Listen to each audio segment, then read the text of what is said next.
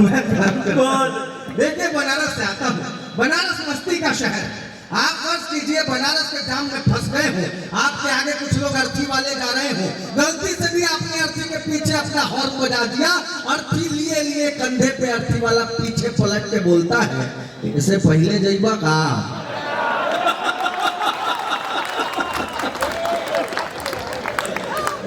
मस्ती का शहर है भाई साहब। और ये इसमें अतिशयोक्ति अलंकार में जब सौरभ सुमन जी पहली बार बनारस आए तो इनको किसी ने समझा दिया, बेटा बनारस जा रहे हो, वहां नागा बाबा बहुत होते हैं, बिना आशीर्वाद लिए लौटना मत।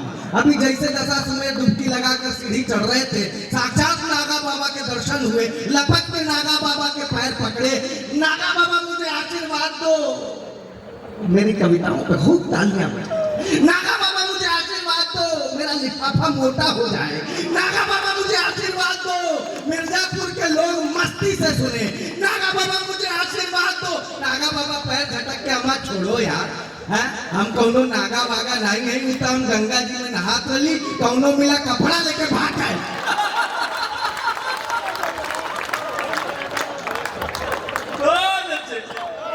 हम मजाक नहीं कर। अब देखिए मैं वीर रस के कवियों की तरह बहुत ज्यादा चिल्ला नहीं सकता हूँ, फेफड़ा थोड़ा सा कमजोर है, लेकिन फिर भी ये इतना बढ़िया वेद भाई, इसने कहा तुम वीर रस की कविता लिखो। हम क्या लिख देंगे, किस पर लिखें? तो बोला पाकिस्तान पर लिखो। हम क्या बड़ा विडंबना में पड़े कि पाकिस्तान पर हम क्या लिखें। फिर मेरे दिमाग में 4 लाइनें आई। यहाँ पर आदरणीय अरुण सोनी जी बैठे हुए हैं, आदरणीय अनिल यादव बंटी जी बैठे हुए हैं, आदरणीय प्रमोद गुप्ता जी बैठे हुए हैं, और ये सारे लोग श्याम सुंदर जी से स्पेशली मिलने के लिए आए हैं। मुझे बहुत खुशी है। मैंने कहा कि भाई पाकिस्तान पे क्या लिखूं, तो मैंने 4 लाइनें लिखने का प्रयास किया। मैंने कहा जिसका जो नेचर है वो अपना नेचर कभी नहीं छोड़ सकता, जिसकी जो प्रवृत्ति है अपने प्रवृत्ति से बाज नहीं आ सकता। आए दिन चीज फायर ये सब अंड बंड खबरें आती हैं। मैंने 4 लाइन लिखने की कोशिश की। मैंने कहा है दौलतमंद जो दुनिया में अपना धन दिखाएगा, है दौलतमंद जो दुनिया में अपना धन दिखाएगा, जो अपने फन में माहिर है वो अपना फन दिखाएगा। देखिए मैं बिल्कुल ताली बजाने को नहीं कहता कविता पढ़ते समय, हाँ दोनों हाथ उठा के बजाइए, पैर उठा के बजाइए, लेकिन आपकी जैसे मर्जी हो बजा सकते हैं। हाँ इसमें कोई रोक भी नहीं है दौलतमंद जो दुनिया में अपना, एडवांस थोड़े बजाना है दौलतमंद जो दुनिया में अपना धन दिखाएगा, जो अपने फन में माहिर है वो अपना फन दिखाएगा। तुम पाकिस्तान की हरकत पर हैरानी नहीं करना, जन्म से जो कमीना है कमीना फन दिखाएगा।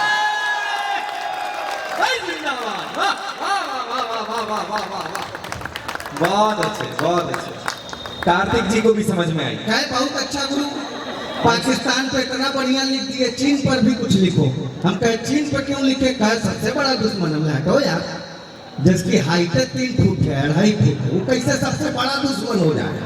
अब देखें चाइना वालों की हाइट देखें, 2.5 फुट 3 फुट, कोई 4-5 फुट 6 फुट का आदमी दिखता है क्या?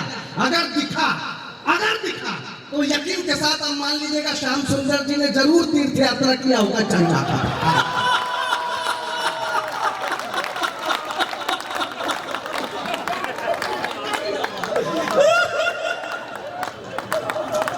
आप गलत क्यों समझते हैं भाई? आप मानसरोवर की यात्रा चीने होकर ले जाया जाता है, आप गलत दिशा में बात को न ले जाए। उन्होंने कहा नहीं भाई मजा नहीं आया, एक वीर रस की कविता आपके अंदाज में होनी चाहिए। मैंने कहा मैं तो हास्य का कवि हूँ, कहा उसी अंदाज में पढ़ो। मैंने कहा 4 लाइन अच्छा सुनो, तो मैंने 4 लाइन लिखा तो नौजवानों को बड़ी खुशी मिली। खुशी तो बुजुर्गों को मिली, लेकिन थोड़ा सा वक्त लगा। तो मैं चाहता हूँ कि 4 लाइन ये भी पहुँच जाए, लेकिन बात बड़ी बारीक है। अगर पहुँच गई तभी ताली बजाइएगा, वरना कोई जरूरत नहीं है ताली वाली बजाने की। बिल्कुल उसे पाने की है ख्वाहिश जिहादियों की तरह। नहीं पहुंचे, अब पहुंचे। अभी पहली लाइन उसमें कहां से पहुंचा दे आपके पास। उसे पाने की है ख्वाहिश, अभी चाहते पहले ही लाइन में मजा आ जाए। मजा किसी का गुलाम है, जब चाहेंगे तब आ जाएगा। अरे कभी कभी आता है 2 मिनट में मजा आ जाता है, कभी कभी घंटों लगे रहते।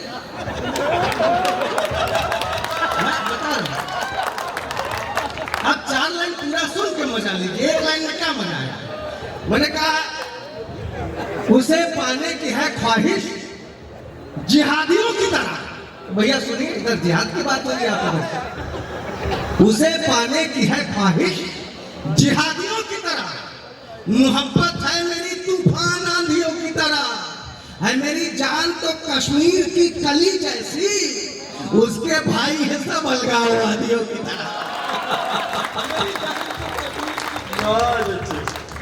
मैं कोशिश करता हूँ, मैंने बताया ना मैं बनारस का आदमी हूँ। आप देखिए, जब से 2014 से सरकार आई है और वहाँ के सांसद सीधे नरेंद्र मोदी जी हुए हैं। पहले भी विकास था, मैं ये नहीं कहता पहले डेवलपमेंट नहीं हुआ, बहुत हुआ। पहले भी चौराहों पर ट्रैफिक सिग्नल लगे हुए करते थे, लेकिन किसी का पोल टेढ़ा होता था, किसी की बत्ती भुक भुकाया करती थी। आजकल देखिए लाल बत्ती हो तो पता नहीं कई ठो धारा लगा के चालान काट देंगे अगर आप रुके नहीं तो। गोदौलिया चौराहा की घटना बता रहा हूँ, लाल बत्ती जल रही थी, ट्रैफिक हवलदार सीटी बजाता रह गया, एक बुढ़िया जल्दबाजी में रास्ता पार करके।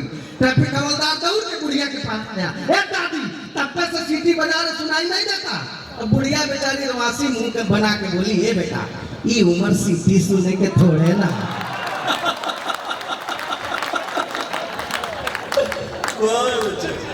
शॉर्टकट में लोग काम निपटा लेते हैं। मैं घर से जल्दीबाजी में बिना हेलमेट लगाए निकल गया।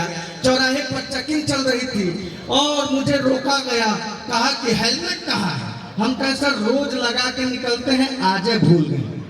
कहा अच्छा कागज दिखाओ। मैंने कहा सर रोज जेबा में लेके घूमते हैं, आज भूल गए हैं। कहा ठीक है तो 2500 रुपया निकाल के चालान कटेगा। हम कहे देखिए मैं बनारस में रहता हूँ, यहाँ सारनाथ में भगवान बुद्ध ने पहला उपदेश दिया था और उसमें मध्यम मार्ग की परिकल्पना दी थी। अगर आपके पास भी कोई मध्यम मार्ग हो तो बड़ा मजा आए। तो ने कहा ठीक है तो 500 रुपया निकालो।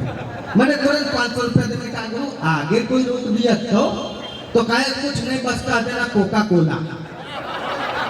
हम तुरंत आगे बढ़े, मजिस्ट्रेट चेकिंग चलती है तो हर जगह पे चेकिंग होती है। आगे भी रोका गया, मैंने कहा कोका कोला, बोला निकल जाओ। मैं बात समझ नहीं पाया, मैं अगले चौराहे पे गया, वहां भी रोका गया, मैंने कहा कोका कोला, बोला निकल जा। मैं कितना खुश हुआ, मंत्र हाथ में लग गया। मैं जिस काम से निकला था वो काम भूल गया। पूरे दिन बिना हेलमेट बिना कागज के पूरे शहर का चक्कर लगाता रहा। कोई रोके बोला कोका कोला, निकल जा। मंत्र है भाई सीख लो, लेकिन बहुत ज्यादा दिन काम नहीं करता। अगले दिन फिर मैं मंत्र याद है, अगले दिन भी फिर मैं बिना हेलमेट के निकला, उसी चौराहे पर वही हवलदार डंडा दिखा के, मैंने कहा कोका कोला। उसने घूर के देखा, मैंने थोड़ा जोर दे के बोला कोका कोला। उसने बोला बेटा साइड में आओ, आज का लिमका है।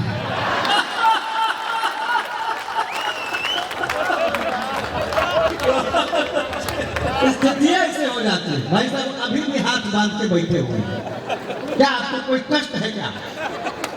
नहीं तो हाथ खोल के बैठिए, फिर बनाएंगे कैसे? अच्छा लगता है। देखिए आदरणीय बैठी हुई है, हाँ आप ही को कह रहा हूँ, आप ऐसे बजा रहे जैसे आखिरी रोटी तवे पे डाला। नहीं बड़ा अच्छा लगता है, मैं प्रणाम करता हूँ। मैं कह रहा था ये मोहब्बत और प्यार की बात मैं करता रहता हूँ धीरे धीरे, हालांकि हो नहीं पाती है मोहब्बत, ये अलग बात है। तो सबकी तरह से भाई आप भी अपने उम्र में उस दौर से गुजरे होंगे। काजल की कोठरी में कैसो भी सयानो जाए, एक लीक काजल की लागी है तो लागी है। भाई बिना बेदाग तो नहीं निकल सकता। तो मैं फर्ज करता हूँ कि आपके पास भी कोई ना कोई मोहब्बत रही होगी। आपके जमाने की मोहब्बत अलग थी। भाई बहुत बड़े कवि हुए उदय प्रताप सिंह, वो कहते हैं कि हर फैसला होता नहीं सिक्का उछाल कर, ये दिल का मामला है जरा देखभाल कर। मोबाइलों के दौर के आशिक को क्या पता, रखते थे कैसे खत में कलेजा निकाल कर। मैंने कहा नहीं इस पर नहीं बजाना, हम जो पढ़ेंगे उस पर बजाना। मैंने कहा वर्तमान समय में मोहब्बत करने का तरीका बदल गया। आजकल स्थिति ये हो गई है कि कभी बॉलिंग कभी कैचिंग का मजा लेते हैं, कभी बॉलिंग कभी कैचिंग का मजा लेते हैं। हम तो क्रिकेट में बैटिंग का मजा लेते हैं। अब तो बदले हुए हालात हैं मोहब्बत के, रात भर जाग चैटिंग कर लेते हैं।